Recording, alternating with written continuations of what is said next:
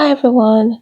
Today I will be making some alcohol ink pieces because I want to put them to the test, literally.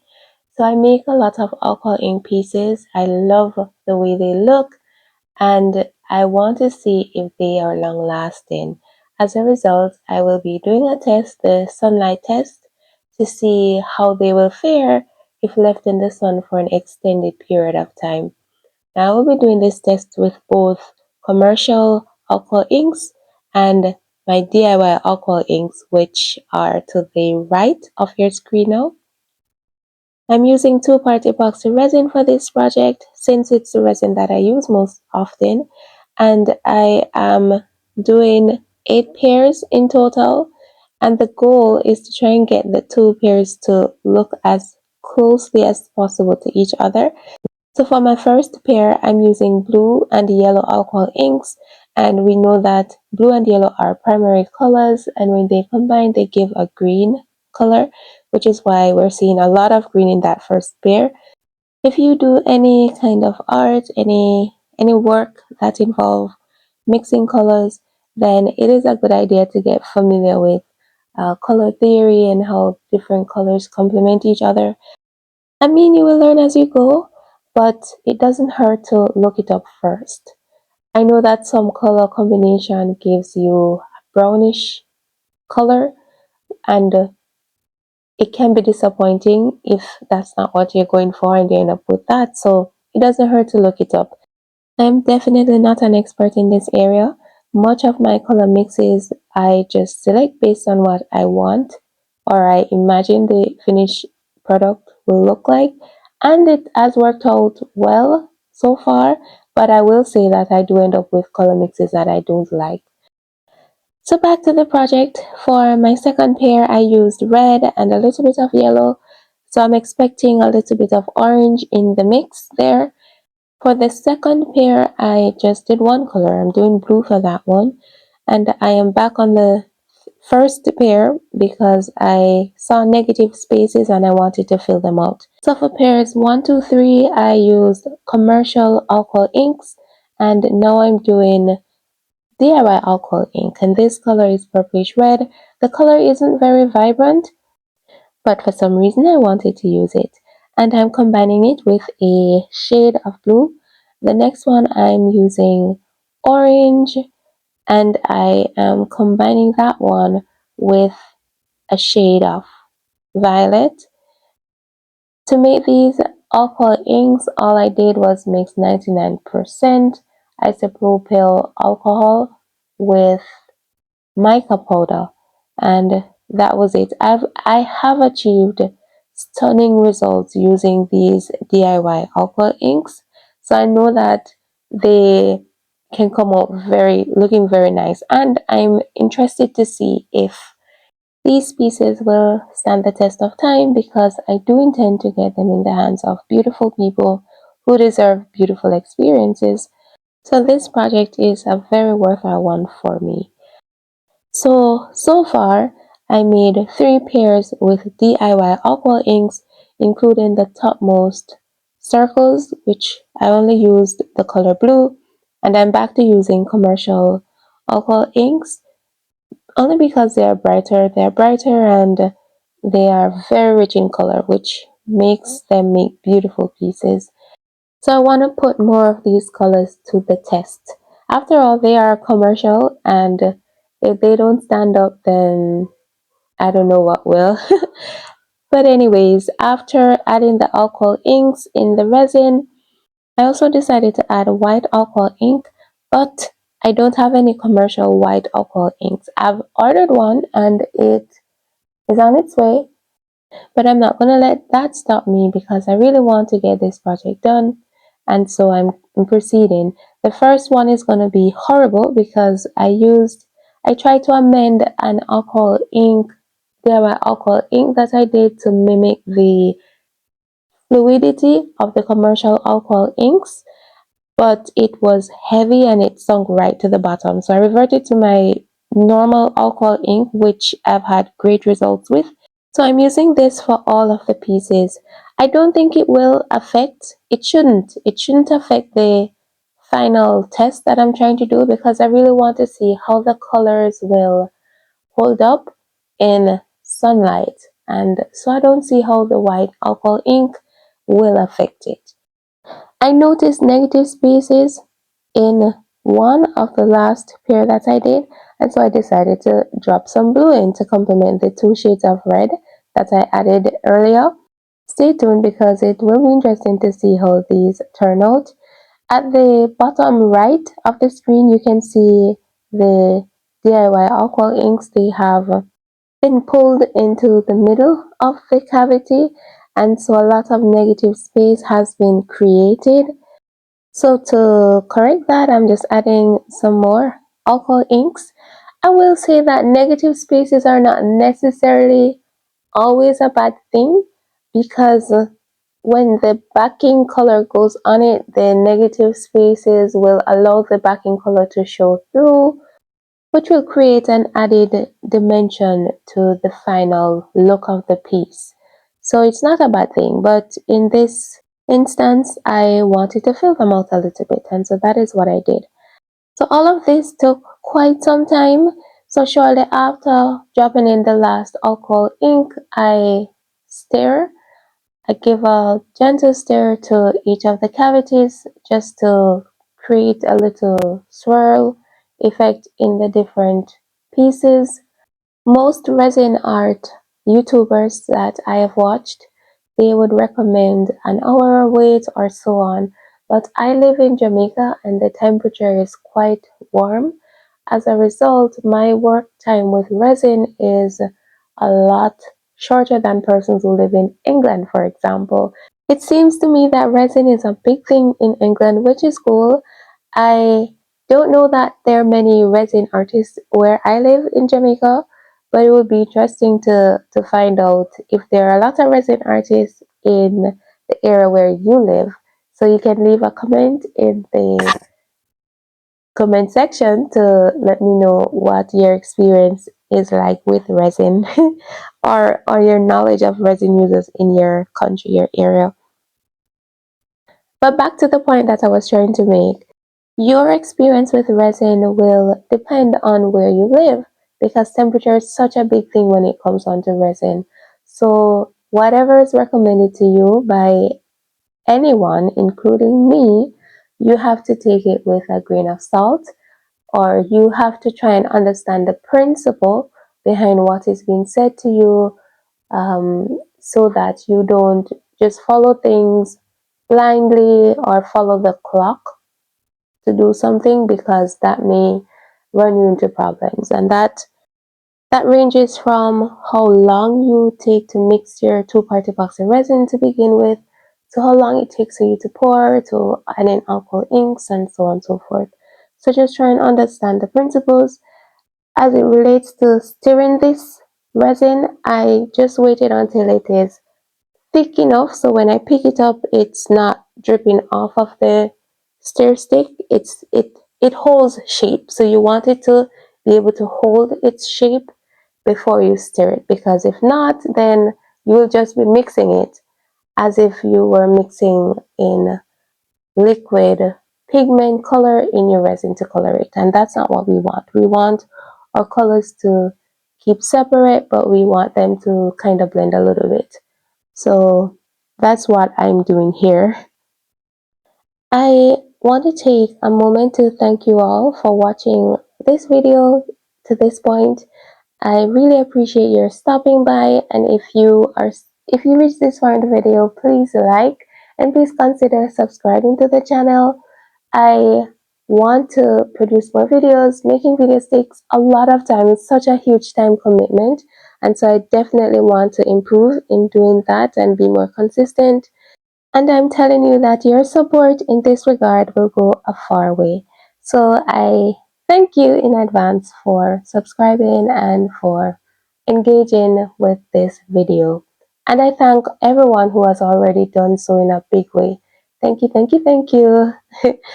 Alright, so at this point, believe it or not, this is now 7 days later that I'm getting to continue with this project, because I just did not have the time to continue it. So I am doing one of my favorite things to do with resin pieces. Before backing them, I always like to add just a brush of iridescent color, because when the backing color goes on top of it, it just looks beautiful. It has a luminous type effect, so as we shift the piece, we'll see the color popping through. And that is especially true when the color is backed with black color. But I also really love the effect that the white backing does, because it's so subtle, it's gentle, so it works both ways. But it's the color definitely is more vibrant with the black backing. So I am adding different colors of iridescent powder. This one is green, and my favorite color to use is blue. But as you work with resin, you will find your techniques and your signature style of doing something. I kind of feel like this is my signature style. It's almost like I cannot help myself but do it with every project. I just love the iridescent, the luminous look of a finished piece. So I always find myself drawing for the iridescent colors even when I didn't initially plan to do it. It doesn't always make sense to use it, I will say that, because if there are no negative spaces in the piece, then it's not going to show through. But for some reason, I just like to brush it at the back of each piece. Now, with that said, I don't think it should affect the test that we're trying to do, because the iridescent color has been brushed on after the alcohol inks have cured. So if any fading should occur in the sun, then we will definitely be able to see that, and we probably will still see the iridescent colors shining through at the back, but we will be able to tell whether or not the alcohol ink has faded without any issues. And that is what we are trying to see. We're trying to see if the alcohol ink will stand up to the sun. So after all of that, I am now backing them, and I've decided to use white backing as well as black backing for this project. To let you in on a secret, if you work with resin often, or if you plan to work with resin often, if you plan to make resin pieces to sell, whenever I'm doing projects like this that requires backing, I never just mix up the amount of resin that I need to back the piece, because it is such a time commitment to mix resin in the first place, to get the safety gears up, to mess up the silicone mold and the cup, and to create a mess, because doing resin is a very, very messy project, especially for me. I don't know about anybody else, but it is certainly is for me. So to create all of that mess for just backing is just too much work. So what I will do is I will work on another project at the time that I need to back this project, and then I just leave enough resin to back these pieces, and at the end of it I usually have two projects, so I have to plan properly to get that done, but it works, and so I'm sharing that secret with you.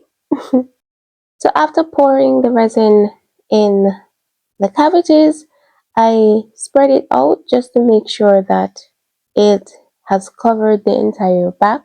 In this case, the resin was a little bit thick because that other project took a little bit of time to do, and I only left but just enough resin to back the pieces.